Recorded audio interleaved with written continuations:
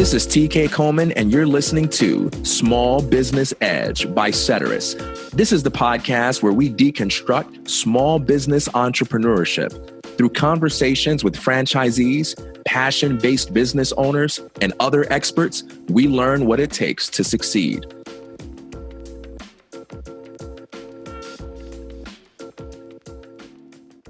Today's guests are Randy Merrill and Joel Burum. They are senior partners at Go Launch Pros.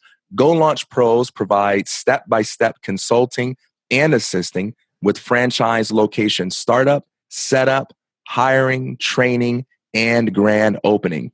So if you are someone who's thinking about starting a franchise or you are just getting started, they can assist you in helping you plan your build out, helping you with hiring, grand opening, and you can use their experience to engage best practices and avoid the common pitfalls that can slow you down and cost you money.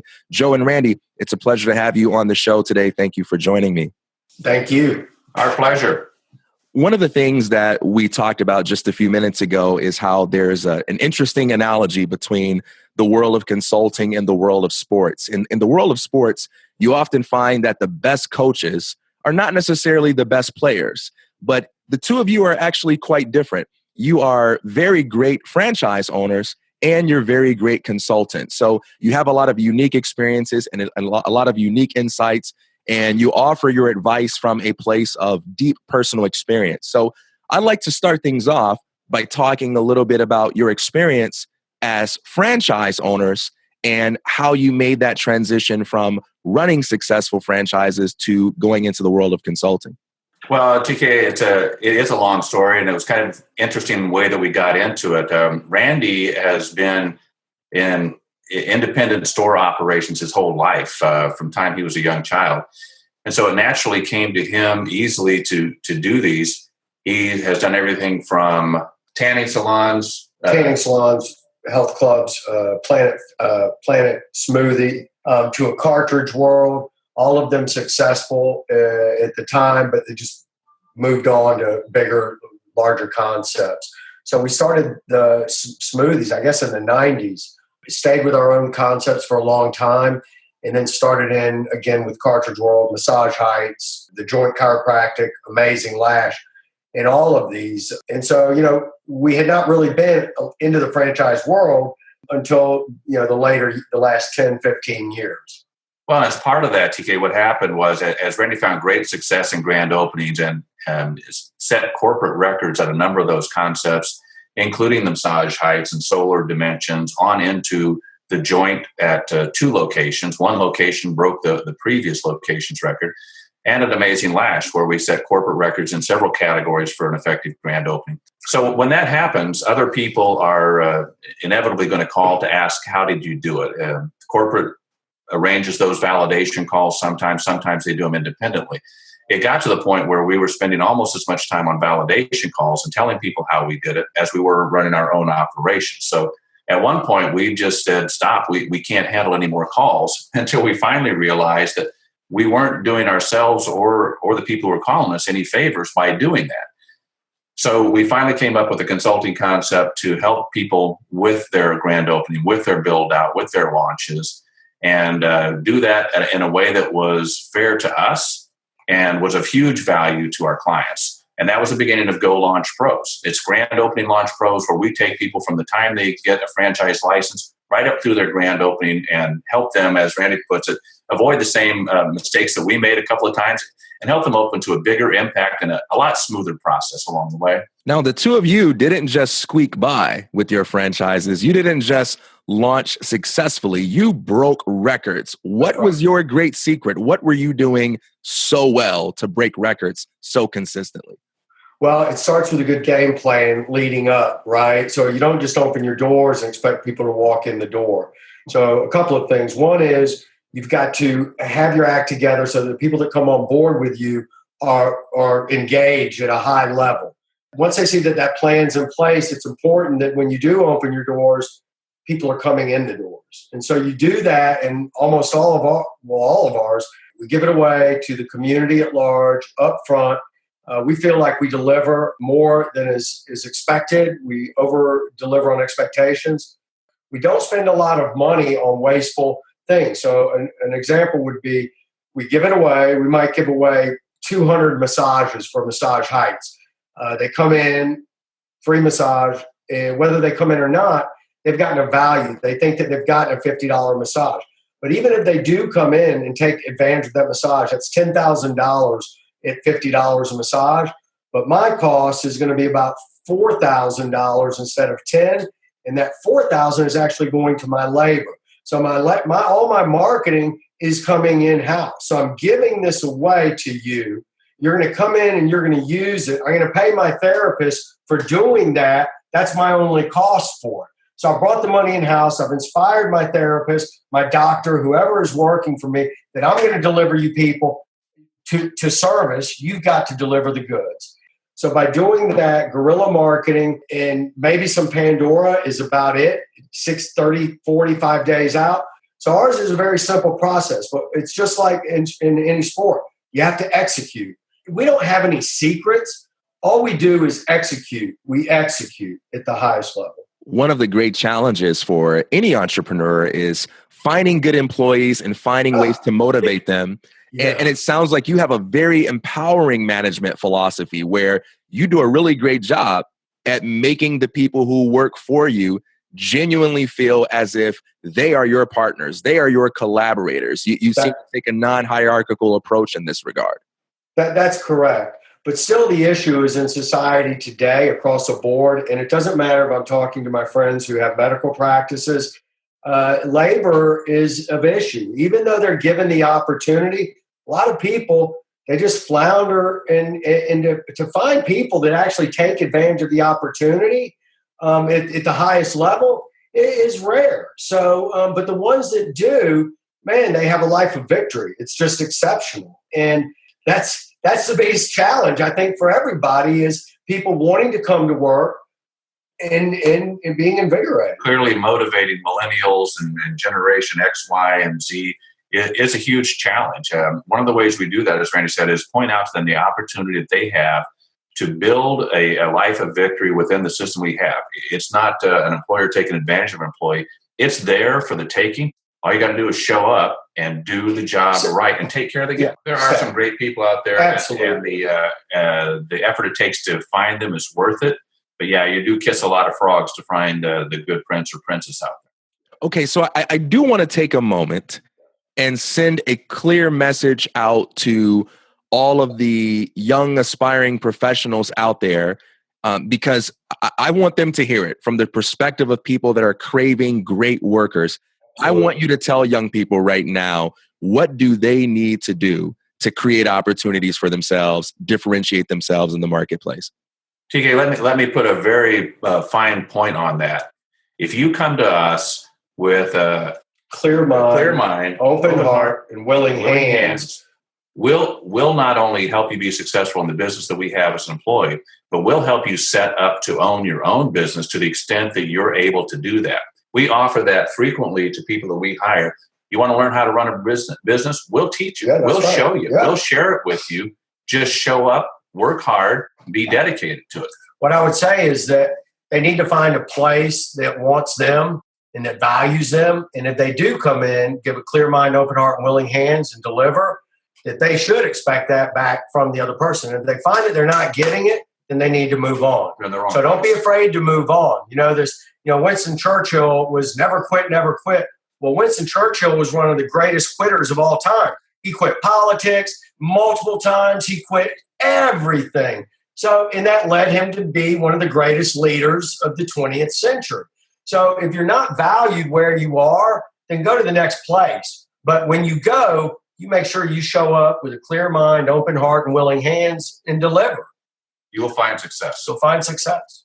That's great advice. Wonderful advice. Now, I'm sure a lot of franchise owners are listening and they're shaking their head when you talk about how challenging it is to find great workers. And you talked a little bit about your management philosophy. Once you have these people in, here's how you motivate them. Here's how you groom them. Let's talk about the recruiting and the vetting process, because I imagine this sort of management philosophy only works with the right kind of person, or the person that has the raw skills that's capable of being groomed.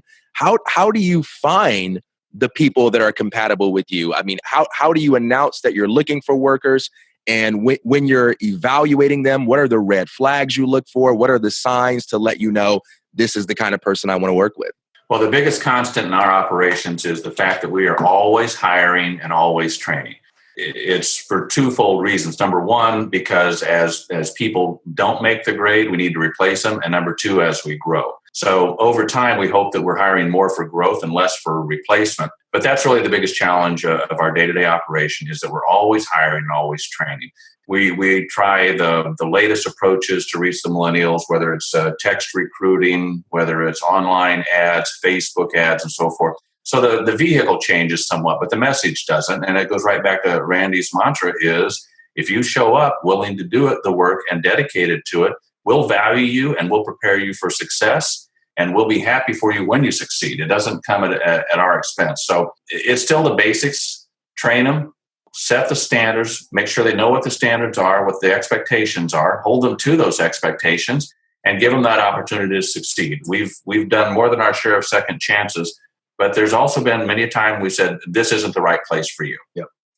So the venues are Craigslist, text recruit, text message, Indeed, Hireology, Glassdoor. all of these things. At the end of the day, the most come from Craigslist, right? Yeah, currently that is the most immediate way of finding. And I think that part of that is maybe the ease of use of Craigslist, and they don't know. Some people don't know Hireology. They don't know where to go beyond Craigslist, and so that would be my guess on that. With the advent of Google searches, if they're looking for work, the platform isn't as important as the fact that there's an ad out there somewhere. They'll find it. Ladies and gentlemen, if you're listening, the opportunities are out there. Well, this might be a good opportunity to let people know how to find you if they are looking for such opportunities. Well, our website is golaunchpros.com. Our emails are on there as well. So mine is Joe Burum at golaunchpros.com specifically. And we're always looking for great talent. Our current operations are all in the Atlanta market, but we have clients all across the country. So if somebody's looking for a great career opportunity, let us know where, let us know what you're looking for in our concepts. We'd be glad to talk to them. Absolutely. In every field, there are always stereotypes, and there are always things that the newbies are a little naive about when they go into that industry. What is that for new franchise owners? What are new franchise owners most naive about? I'd say the biggest thing for me working closely with the franchisees is they think that the franchisors are going to take care of everything for them. And that's not always the case. So they think that everything is a turnkey almost. Yeah, that's right. And it's not. They give you the stuff, and the guys who are selling the franchises, they're out selling franchises. They're not in a support role to come and go, okay, I'm going to have my girl there. She's going to help you get launched on Friday, start doing your hire. There's none of that. That doesn't exist. So everybody's sort of like a deer in the headlights. But the biggest thing, again, where the money is in the lease. An example is I've never done a lease, so I don't know that I'm supposed to ask for 6 months free rent, which if you're paying $7,000 a month is $42,000. Those are the big licks that, they give me $10 for build out when it should have been $25, which is another $50,000 pop. So these are huge when you're talking about a $300,000, $400,000 business. So that right out of the gate is a big crusher. And then not having enough cash flow. So the biggest thing that I would share with someone beyond those two is borrow way more money than you think you're going to need, because if it goes bad, you're not going to be able to go back and get more cash. You can always pay the cash back early if you don't need it, but get way more cash. I've seen, and you know, I mean, 90% of businesses go because they run out of cash. They just don't have the money. So if you overestimate what your needs are, from your cash flow to your build out to all of that, you know, even as successful as we are, we still overshot the runway with how much cash we wanted because we don't want to go backwards. We don't want to fail. Yeah, once you've made that loan application, they've signed everything off, it's very difficult, if not impossible, to go back to your lender and say, you know what, I need extra cash now. So it's much easier to take that cushion that you're projecting and double it, or at least consider doubling it, and then pay that back. If everything goes perfectly like it's supposed to, pay it back early and and move on. That's right. I think the other thing, TK, that I find a lot of is new franchisees, especially first-timers, think that everyone is out to help them. And in some way they are. But, for example, leasing agents for shopping centers get paid by the landlord. So they have a little bit of a vested interest in getting that lease signed quicker, without as much representation perhaps from the tenant side. So it's certainly not adversarial, but if the tenant doesn't know, as Randy points out, what they should be asking for, they're not going to get it. I mean, something like knowing to ask for 6 months rent. When you're new at something like that, I mean, that sounds a little bit too audacious, you know? Yeah, because they're looking at everybody as experts, and they're overwhelmed, and the agent's the one who they're thinking is with them, and he's by all, or she is by all means. But again, all of these people they don't get a piece of your action. They're not getting paid by you. They're getting paid by other vendors. And there's the common assumption that if I need to know something, I'm sure someone like this agent will tell me what I need to know. That's correct. That's correct. But if you don't ask, they won't necessarily tell. That's right. You talked about the turnkey system idea, how most people go into it expecting it to be a turnkey. And that's actually language that lots of people love to use when selling it, right? So I can see how that expectation would exist. Talk a little bit about what the reality is like. We know that it's not turnkey. So what is it really like? What does a new franchise owner have to expect in terms of hours put in, a lot of the hidden costs and so forth? Yeah, you're right, TK. A lot of them will tell you, we've got a project management site or software or a checklist that'll help you through this. And they do, but what they give you is a really extensive checklist of items, and they're numbered down the left-hand column, and there might be 200 or 300 items in there.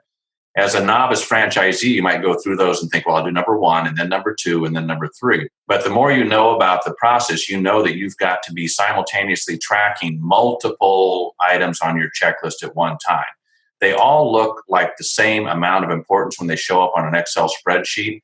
And if you don't know that number 52 is going to take you 6 months to complete, you may not start on it until you get past number 51. So the thing that we bring to them is the convenience of knowing exactly where those landmines are, which ones to look for, where the skeletons are hidden in the closets, and help them work their way through that maze. It's very much a synchronization. You've got to be doing a lot of things at the same time. And that multitasking is new to some of these first franchisees. They tend to come to the table a little too timidly, and again, thinking that somebody's going to tell them all the answers. They've got to be aggressive when they deal with their contractors, with their landlords, even with the franchisor, to get things done right the way they need it done to make their operation the most successful it can be. And they don't always understand it. That's our biggest challenge to them is saying to them, you're in control of your own destiny. Nobody's looking out for you here but you. And that's the biggest rule that they have to learn right away. Have you ever looked at someone and thought to yourself, maybe franchise ownership is not for you? Most of them, a lot of them. So here's a question that I would say. I ask them this many times, and the reason is because it's been sad. I've seen so many people lose almost everything they have. I have one friend bought a place, ended up $200,000 cash up front, put another $200,000 in, almost lost his house before it finally got turned around. So it can be devastating. And the question that I ask everyone is this: why are you opening your franchise? Most of the times it's, well, I don't want to work for corporate anymore. I got laid off, or I've got to find something else to do. Very rarely is it an entrepreneur person who it's the next step. It's someone who's doing it because they have to. And I've never found that to be a very good reason. So I always suggest to those people, don't spend your $200,000 you've saved. Take another job at Home Depot. Do whatever you need to do so you can find the next job along the lines. But you're getting into something that you never would have gotten in had you not felt forced into it. And to me, that's the worst scenario, is to do something out of fear. We've had franchise concept owners who have bought licenses, even multiple licenses, and after listening to their business plans and understanding their personal situations, our advice to them has been, don't open at this time. You're not ready. You're not prepared to do it. You don't have everything lined up to be successful at it, and you'd have to press to get open. And it's a hard decision to make once somebody has committed to a license. They think they've got to move forward. But in many cases, the best option for them is wait and perhaps never even open. It's hard to swallow that loss, but it's a lot better than, as Randy says, losing your life savings, your 401k, and working forever. If anyone out there is a new franchise owner and they're thinking to themselves, I want to investigate further. You guys have shared a lot of valuable insights. I've learned a lot today listening to this show. I want to do further study, further research. What are some guidelines you can provide? Well, call us. Call us. We'll be happy to talk to you about some of those pitfalls that are out there and the concepts that you're working on. TK, my cell is 404-910-3150. And if I don't reach you right away, I will call you back. We'd be happy to talk to them about it. Gentlemen, you are clearly providing a really unique service, a really valuable service. So I like to ask you one philosophical question. You clearly don't have to be doing this. You could be doing a lot of other things. What is your why? What drives you philosophically to help people in this way? I'll take that one because I wish someone had done it for me. It is so much fun to be of so much assistance to people starting out. And when you see the light go off in their eyes and their heads, it's like, oh my God, I didn't realize that we could do it this way. It's just fun. It's so enjoyable to deal with them and help them either save their businesses or make their businesses better. And sharing what we've learned, I enjoy doing it every day. I enjoy working with these people. It's a blast. For me, it's my whole life's experience able to be leveraged in the largest, most meaningful way by helping other people build bricks and mortar and saving them thousands and thousands of dollars. To me, it just speaks volumes about all the experiences that I've had in my life leading up to now, and this is a way to share them. So it's an exceptional opportunity for myself. Well, this has been a great conversation. I've enjoyed talking with the two of you about your insights. Thanks for taking the time today. For those who are listening, you can find out more at golaunchpros.com. We'll be sure to share the link for those listening to the podcast. Thanks so much, Randy, Joe. It's been a pleasure. Thank you, TK. My pleasure. For added insights and a full collection of episodes from Small Business Edge, visit ceteris.com/podcast.